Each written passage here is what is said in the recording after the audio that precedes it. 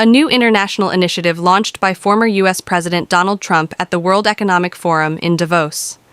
With a reported cost of $1 billion for permanent membership and around 35 countries, including Turkey and Israel, expressing commitment to join, the board is framed as a mechanism to resolve conflicts, initially focused on Gaza's reconstruction, but with a charter suggesting broader ambitions.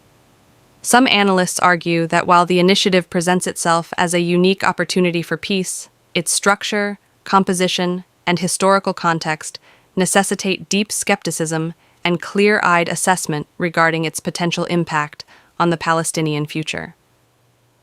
The central critique begins by contextualizing the board within a long history of externally designed peace processes for Palestine.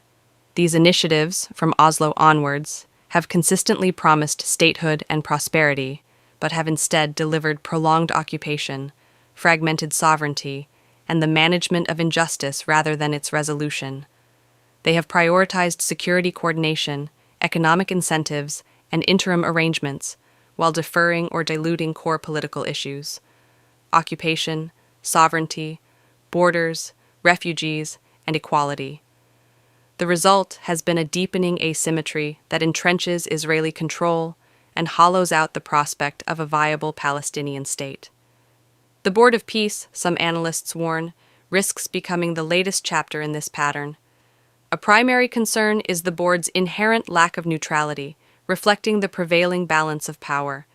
The participation of Israel, whose government, under Prime Minister Benjamin Netanyahu, oversaw the devastating war on Gaza, on a board ostensibly tasked with shaping that territory's peace and reconstruction, is presented as particularly problematic. This composition underscores a fundamental tension. Will the board pursue peace grounded in accountability, international law, and Palestinian rights? Or will it function as a forum to stabilize power dynamics without reckoning with responsibility for occupation and injustice? The inclusion of key U.S. allies and states closely aligned with Washington further suggests the board is an emerging political structure shaped by power, access, and alignment, not a neutral humanitarian mechanism. Consequently, the greatest danger identified is not simply that the board might fail, but that it might succeed in a damaging way. It could succeed in reframing the conflict by lowering international expectations and legitimizing outcomes that prioritize stability over justice. The vision of a rebuilt Gaza with glitzy high-rises is critiqued as a mockery of Palestinian suffering if it is divorced from political sovereignty. The board risks delivering reconstruction without sovereignty, aid without rights, and stability without justice. Familiar, empty outcomes from past processes.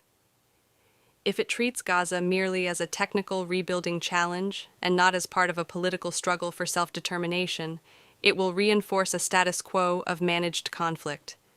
However, figures like Turkish Foreign Minister Hakan Fidan have called it a historic opportunity, reflecting a pragmatic recognition that such large-scale initiatives shape diplomatic discourse and international expectations. They create reference points that can advance or undermine Palestinian claims.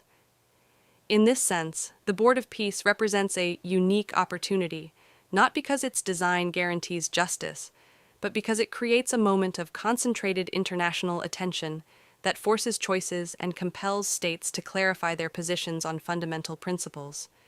It is a moment that can be leveraged. For this opportunity to be meaningful, some analysts insist several non-negotiable principles must be explicitly centered.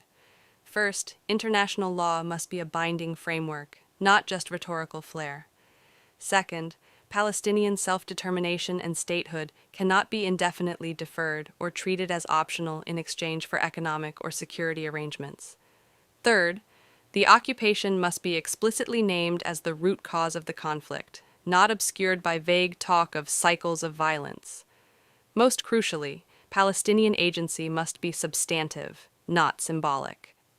Past initiatives have included Palestinians in form, while excluding the substance of their political demands. A process lacking equality will not yield legitimate or stable peace. The role of the wider international community, especially Muslim-majority states choosing to participate, is deemed decisive.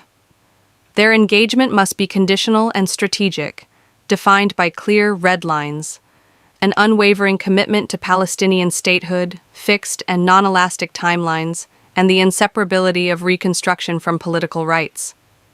Engagement without such leverage risks merely lending legitimacy to a process that manages, rather than resolves, the conflict. There is a broader danger that the board becomes a vehicle for normalization without resolution, where regional diplomatic and economic cooperation advances while the Palestinian question remains fundamentally unresolved, a recipe for recurring violence and eroded faith in politics. In conclusion, peace is not produced by elite panels or institutional designs disconnected from on-the-ground justice. True peace emerges when power is constrained by law, rights are non-negotiable foundations, and those most affected are not forced to trade their future for temporary calm. The ultimate test for the Board of Peace is simple. Does it confront the realities of occupation and inequality, or does it seek to manage them? If it can do the former, it might break from decades of failure. The final choice, however, rests not with Palestinians alone, but with an international community that has historically shaped and shielded the conditions of the conflict. The board, therefore, is as much a test of the world's commitment to a just political settlement as it is of its own operational design.